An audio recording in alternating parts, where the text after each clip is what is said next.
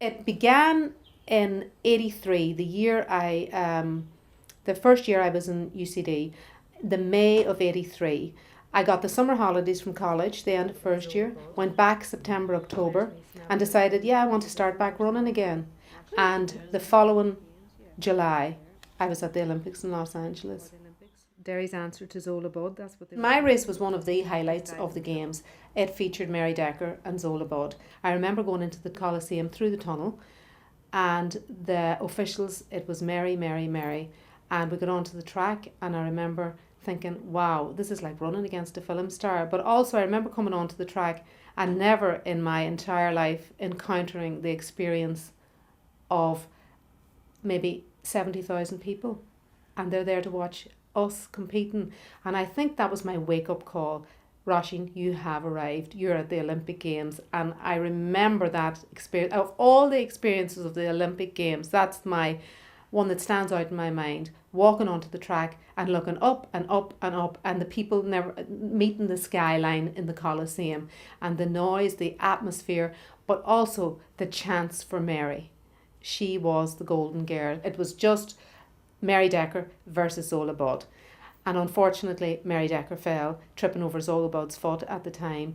And I remember the whole stadium taking a deep intake of breath. Oh my God. And Mary Decker had fallen, and her husband, Richard Slaney, carrying her off the track.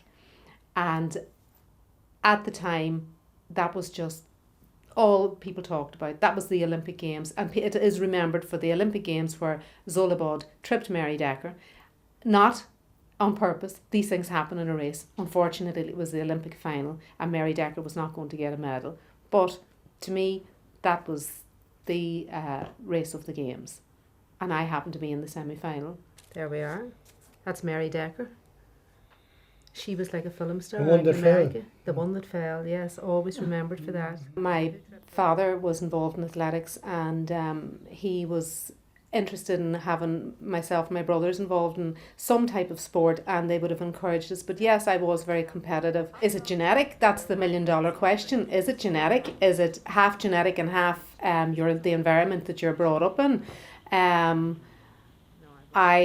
suppose, yeah, for me, I would say it's genetic, because it is in the family, but also it's a lot of athletics and a lot of achievement in sport is mind over matter.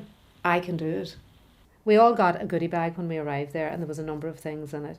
And then all athletes were presented, as you can see with Sarah has, a medal to say that they had competed in the Olympic Games.